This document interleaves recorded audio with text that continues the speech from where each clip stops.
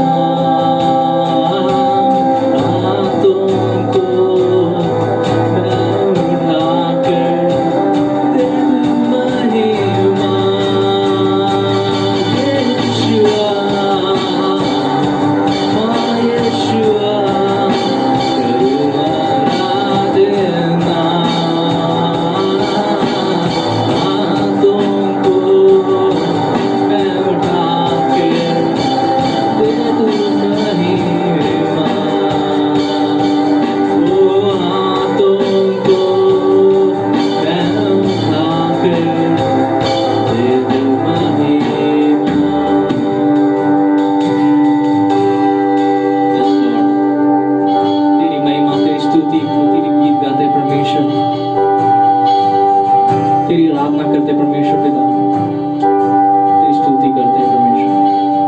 धन्यवाद यीशु।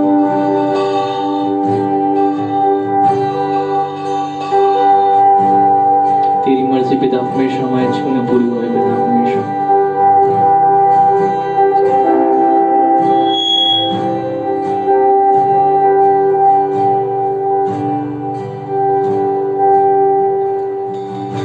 तेरी मर्जी मेरे लिए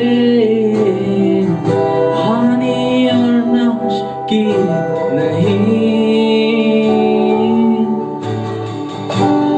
तू चाहे सिर्फ भलाई मेरे जीवन में सदा। तेरी मर्जी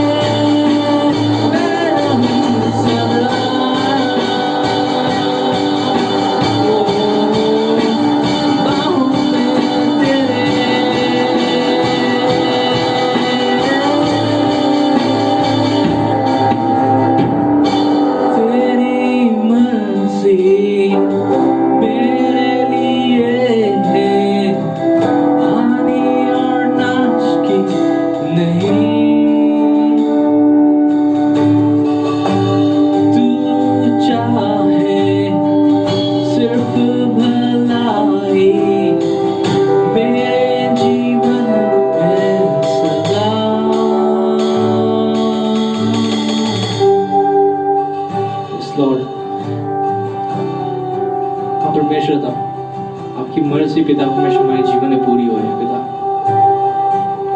जिस प्रकार पिता परमेश्वर आपके वचन कहता है पिता परमेश्वर, हमारे जीवन की जो मर्जी पिता परमेश्वर आपने रखी है वो हानि की पिता परमेश्वर, कोई भी तरह की पिता परमेश्वर दुर्घटना मुसीबतों से पिता परमेश्वर आप हमें संभालते हैं पिता परमेश्वर। आप हमारी भलाई पिता परमेश्वर को चाहते हैं हमारे जीवन में पूरी हो पिता। धन्यवाद करते पिता परमेश्वर, पिता परमेश्वर विश्वास करते पिता परमेश्वर कि तू पिता परमेश्वर हमारे जीवन को पिता परमेश्वर तू अपने स्वरूप में रखा है पिता परमेश्वर और चलाता है परमेश्वर। सारी चीजों को पिता परमेश्वर आपके हाथ में सौंपते पिता परमेश्वर। ऑनलाइन में पिता परमेश्वर जितने जन जुड़े हैं पिता परमेश्वर उसके पिता परमेश्वर के जीवन को पिता परमेश्वर आपके हाथ में सौंपते पिता परमेश्वर। आपकी मर्जी पिता परमेश्वर उनके जीवन में पूरी हुई पिता परमेश्वर। धन्यवाद करते हैं, सारी चीजों को आपके हाथ में सौंपते हैं, आगे की आराधना को पिता परमेश्वर आपके हाथ में सौंपते हैं। ये प्रार्थना विनती यीशु मसीह के नाम से मांगते हैं, दया से सुनिए, ग्रहण कीजिए।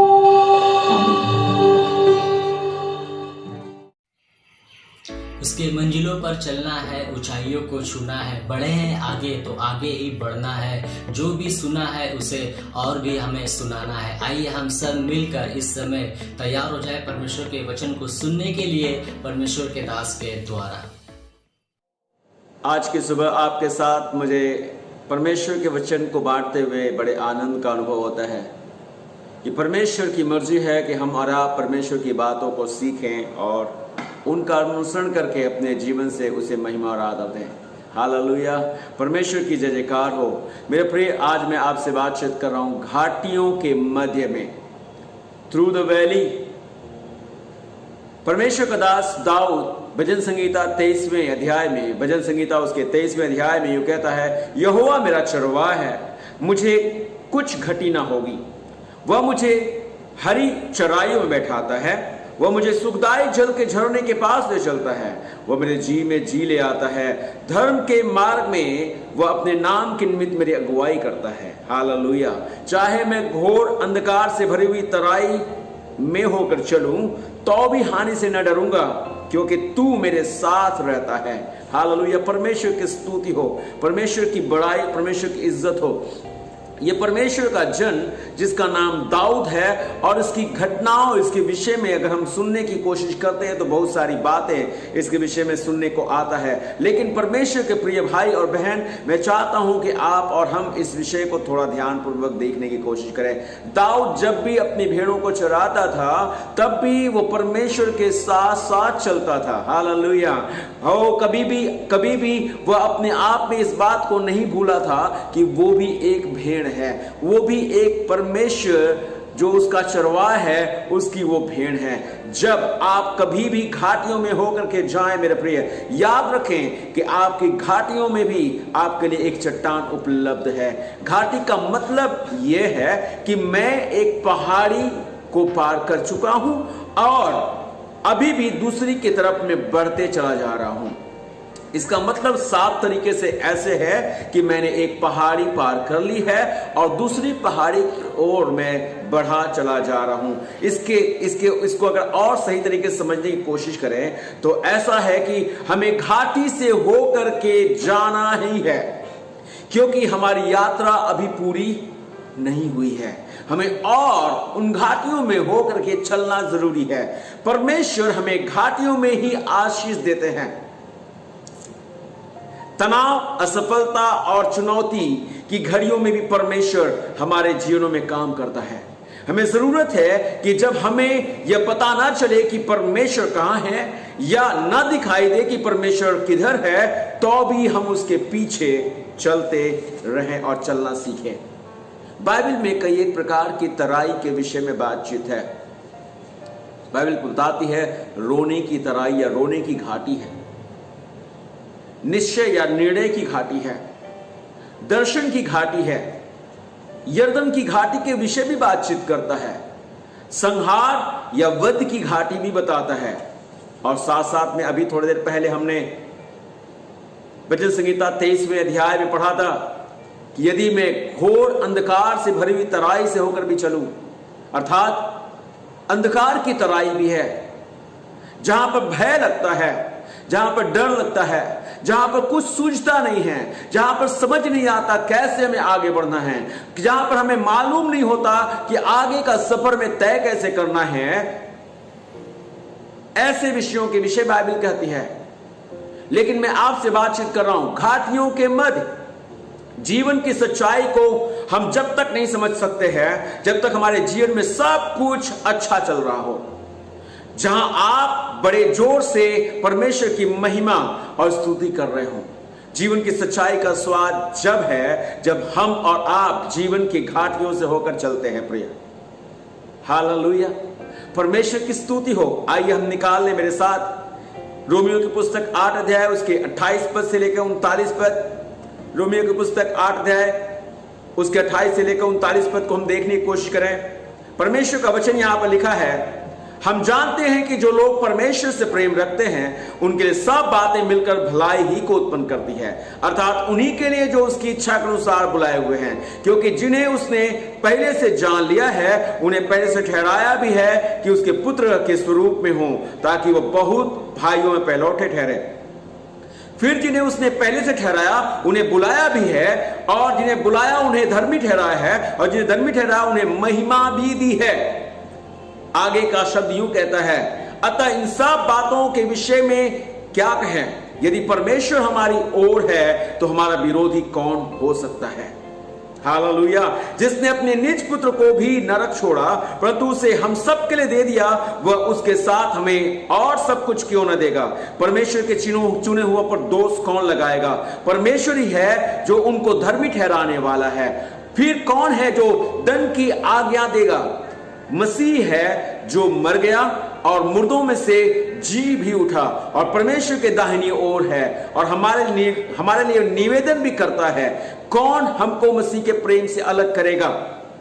क्या क्लेश, क्या संकट, क्या उपद्रव, या अकाल, या नंगाई, या जोखिम, या तलवार? जैसा लिखा है, तेरे लिए हम दिन भर घात किए जाते हैं, हम बद होने वाली भेड़ों के समान गिने गए। परंतु इन सब बातों में हम उसके द्वारा जिसने हमसे प्रेम किया है जयवन से भी बढ़कर है।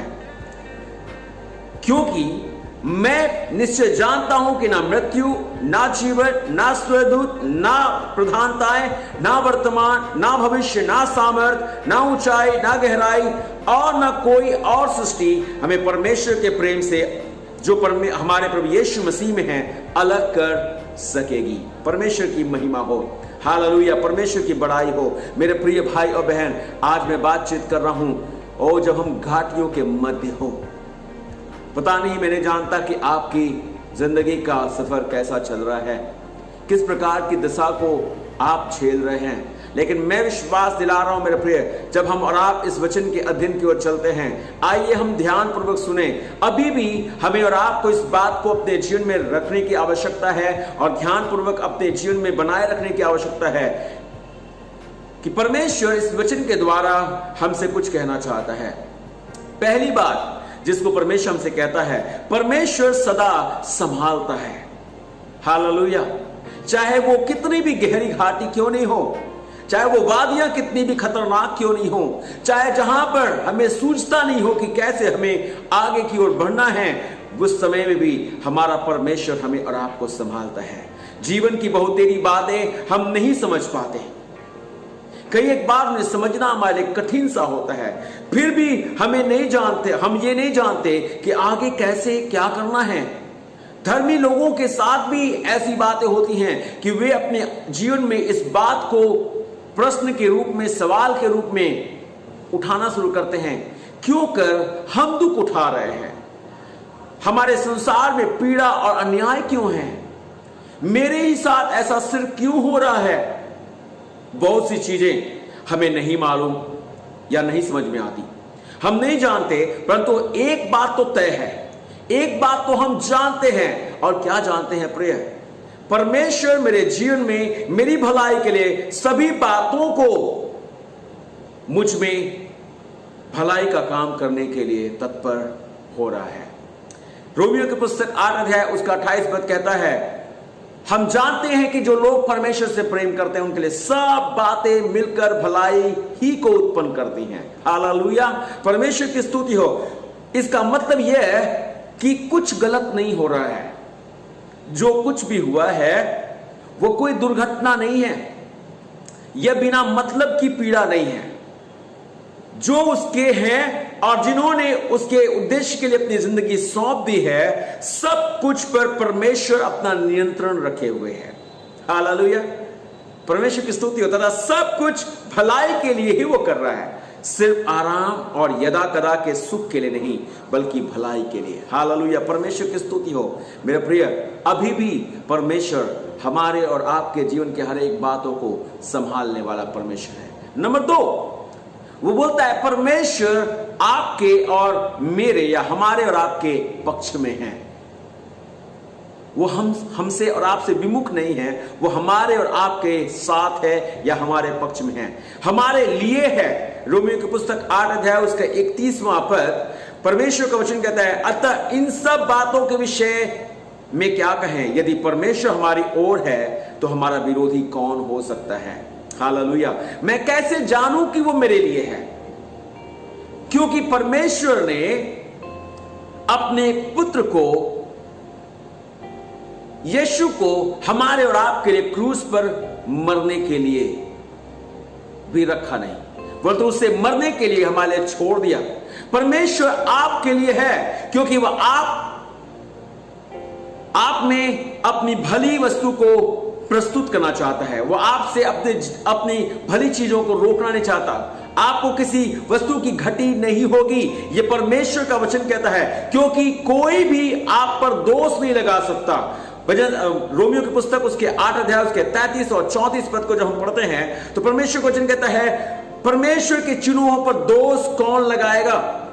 परमेश्वर ही है जो उनको धर्मी ठहराता है। हालेलुया, परमेश्वर की महिमा हो। परमेश्वर अपने लोगों को दोषी करार नहीं देता और उन्हें किसी को मौका भी नहीं देता कि वे उसे या उन पर दोष लगाएं, क्योंकि परमेश्वर हमसे और आपसे चाहता है कि हम और आप जाने कि वो हमारे पक्ष में है। अगर परमेश्वर हम पर दोष लगाए तो हम में से कौन धर्मी ठहर सकता है?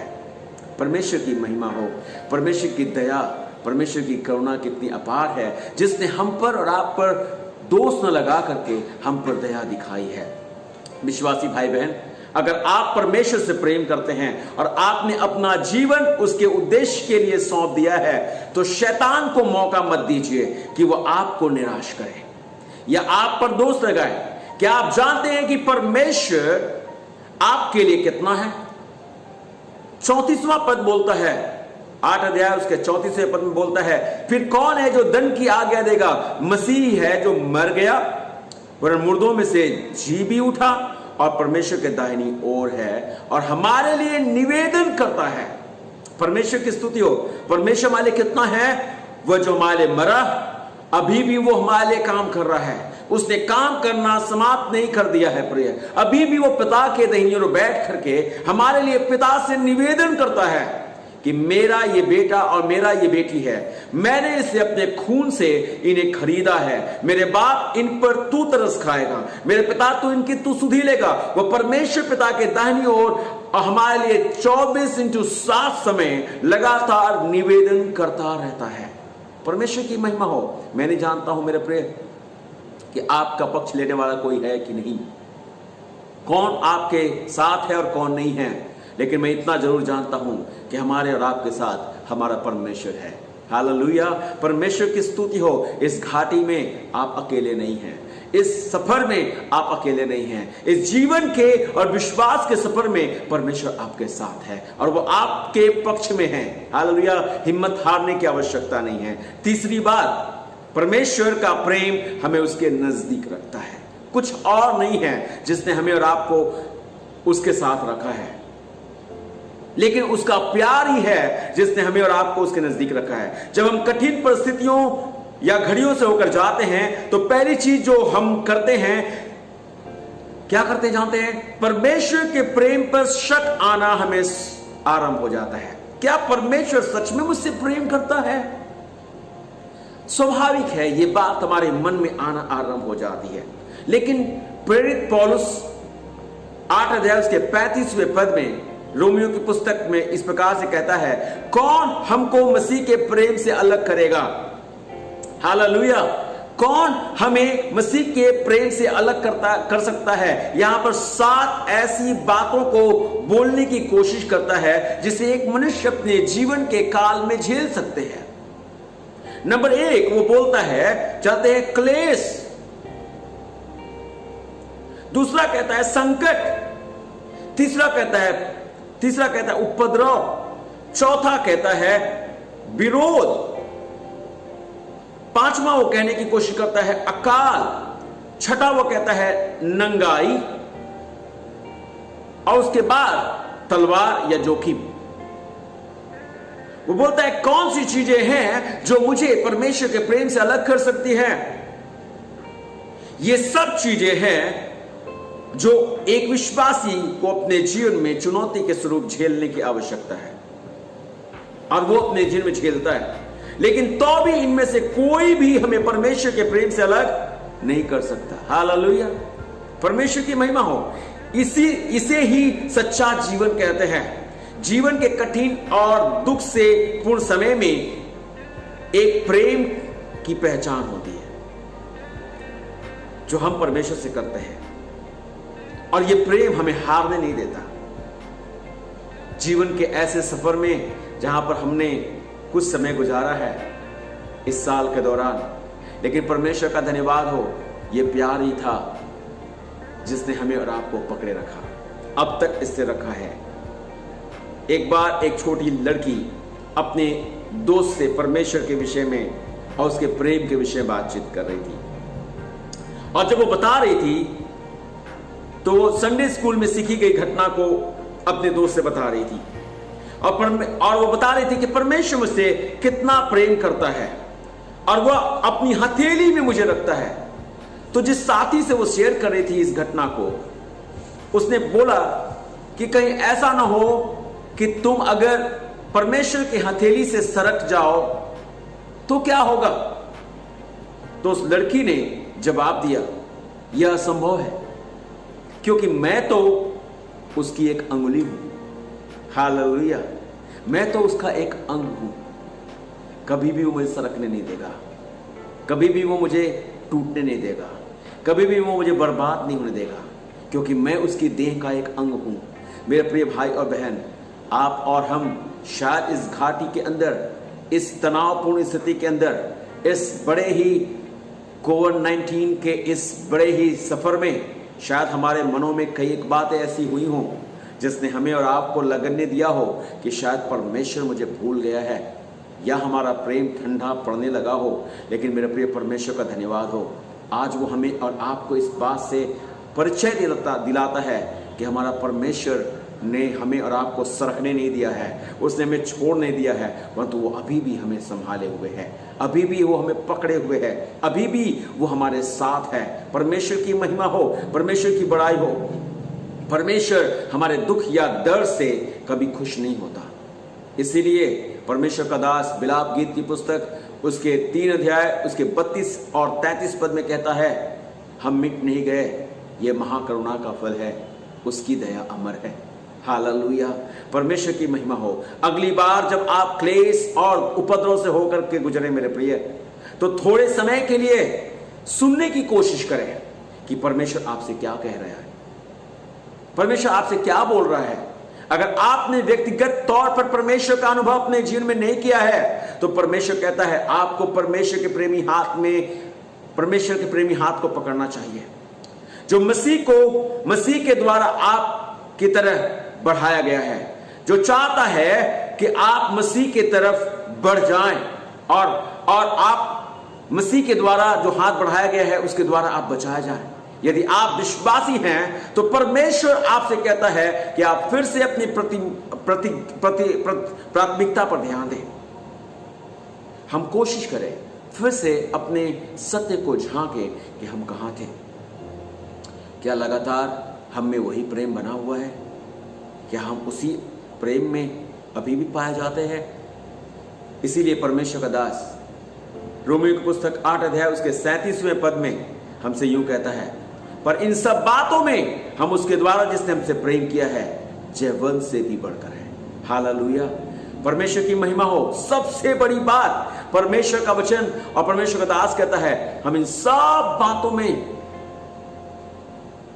जयी हो चुके हैं। हमारे जीवन से जुड़े हुए मुख्य उद्देश्य को दिखाते हुए परमेश्वर का वचन यूं कहता है, परमेश्वर चाहता है कि आप जाने कि वह सिर्फ पहाड़ों का परमेश्वर नहीं परंतु वह घाटियों का भी परमेश्वर है, वह वादियों का भी परमेश्वर है। हालेलुया। वह दिन का ही परमेश्वर नहीं परंतु वह रात का भी परमेश्वर है। आमीन आमीन। परमेश्वर की महिमा हो। वह चाहता है कि आप इसका अनुभव करें कि जयवंत से भी बढ़कर होना क्या कहलाता है। आज खुशी है मेरे प्रिय हमारे पास कि हम और आप यीशु मसीह के द्वारा जयवंत से बढ़कर बनाए गए हैं। यीशु जयवंत है। उसने क्रूस पर शैतान, पाप और मृत्यु पर जय प्राप्त की है। इसलिए मैं आप सब लोगों से यही कहना चाहूंगा, जीवन का अनुभव हम और आप प्राप्त कर सकते हैं क्योंकि उसने जो किया है उसी के कारण मैं और आप जयवंत से बढ़कर बनाए गए हैं। आज अगर मसीह ने क्रूस पर हमारे लिए अपनी जिंदगी नहीं दी होती और वो हमारे लिए जयी नहीं हुआ होता तो हमें और आपको ये खुशी नहीं मिलती। परमेश्वर की महिमा हो। भले ही घाटियां भयावह हैं, भले ही घाटियां भयंकर हैं, भले ही घाटियों में रहना मुश्किल सा लगता है, लेकिन याद रखें अभी भी आपका चरवाहा आपके साथ है, आपके पास है, आपकी सुधि लेने के लिए तत्पर है। बस इतना ध्यान रखें, उसने कभी भी हमें छोड़ा नहीं है। परंतु इन सब बातों में परमेश्वर का वचन कहता है इन सब बातों में हम सब बातों में जयवंत से बढ़कर ठहराए गए हैं। घाटियां चाहे जैसी भी हों लेकिन हमारा परमेश्वर सदा एक है। परमेश्वर आप सभी को आशीष दे जब इस वचन पर हम मनन करते हैं। परमेश्वर की आशीष, परमेश्वर की शांति आप सभी पर बहुतायत से बनी रहे। आइए हम छोटी सी प्रार्थना करें। स्वर्गीय पिता, हम धन्यवाद करते हैं मेरे स्वामी। मैं नहीं जानता हूं मेरे पिता परमेश्वर के तेरे बेटे और बेटियों ने कितने आंसू बहाए हैं। मैं नहीं जानता हूं पिता परमेश्वर की रोने की तराई में होकर गए हैं प्रभु जी, या वध की तराई में से होकर गए हैं, या मेरे पिता परमेश्वर अंधकार की तराई इनको घेरी हुई है, या जो परमेश्वर खतरों क्या पिता परमेश्वर खतरों की घाटी में चले गए हैं। लेकिन मैं इतना जानता हूं कि अभी भी हमारे हाथ को थामने वाला, अभी हमारे जीवन का संचालक परमेश्वर तू ही है। मेरे सामर्थ्य परमेश्वर, आज इस सुबह की घड़ी में एक बार फिर मैं तेरे बच्चे और बच्चियों को तेरे हाथ में सौंपता हूं। जिन्होंने पिता परमेश्वर आज तेरे वचन पर मनन किया है, मेरे स्वामी किसी का ढारस कम नहीं पड़ जाए प्रभु जी। हर एक का हियाव आप पर बना रहे और आपकी शांति हर एक में बनी रहे पिता परमेश्वर। और ये जान रखें कि मेरे पिता परमेश्वर अभी भी तू अपने लोगों के मेरे पिता परमेश्वर लोगों को संभालने वाला परमेश्वर है। ओ खुदा बाप, हर एक परिस्थितियां तेरे वश में है प्रभु जी। हर एक बातों को तू ही नियंत्रित करता है और जीते परमेश्वर तुम्हारे पक्ष में है और कुछ भी तेरे पक्ष के विरोध में कोई भी काम नहीं कर सकता। मेरे स्वामी, अपने लोगों के साथ हो, अपने लोगों को अपनी शांति और चैन दे। और जब मेरे पिता परमेश्वर तेरे लोग खुदा बाप तुझे और तेरी बातों पर पिता परमेश्वर एतबार करते हैं, तेरी आशीष की भरपूरी इन हर एक के पास हो और ये भी दाऊद के समान कहने पाए, यहोवा मेरा चरवाहा है, मुझे कुछ घटी न होगी। हालेलुया। वह हरी हरी चढ़ाइयों मुझे स्नेह से चलाता है। ओ मेरे खुदा, अनुग्रह कर ताकि मेरे खुदा तेरे लोगों की घटियां समाप्त हों। हर एक ऐसी बातें जहां पर ये घायल हुए हैं, जहां पर ये टूटे हैं, जहां पर इनके जीवन में पिता परमेश्वर बदकारता आई है, उन सब से आजादी को प्राप्त करे। आपकी शांति, आपका चैन इनके जीवन का आधार हो। और पिता परमेश्वर खुदा आप जितने लोग इस समय पिता परमेश्वर ओ खुदा अपने शरीरों में मेरे पिता परमेश्वर बेताब और परेशान हैं, बीमारियों से लत हैं, यीशु आपके नाम से हम प्रार्थना करते हैं। ओ खुदा, आप अपना हाथ रख करके अपने लोगों को चंगा कीजिए। धन्यवाद करते हैं, अपने लोगों को पिता परमेश्वर संभाले रखिए और इनके हर एक बात में आशीष दीजिए। अपनी कलीसिया को अपनी महिमा प्रदान कीजिए। धन्यवाद करते हैं, यीशु के नाम में हम प्रार्थना मांगते हैं। आमीन आमीन आमीन। बहुत बहुत धन्यवाद हमारे संग अभी तक बने रहने के लिए, परमेश्वर के वचन को सुनने के लिए। अगर आपके पास कोई भी प्रार्थना निवेदन है, इस समय स्क्रीन पर जो नंबर दिख रहा है उस नंबर पर आप कॉल हमें कर सकते हैं ताकि हम आपके लिए प्रार्थना करें। इस वीडियो को जितना होता है शेयर कीजिए, लाइक कीजिए। सभी को जय मसीह।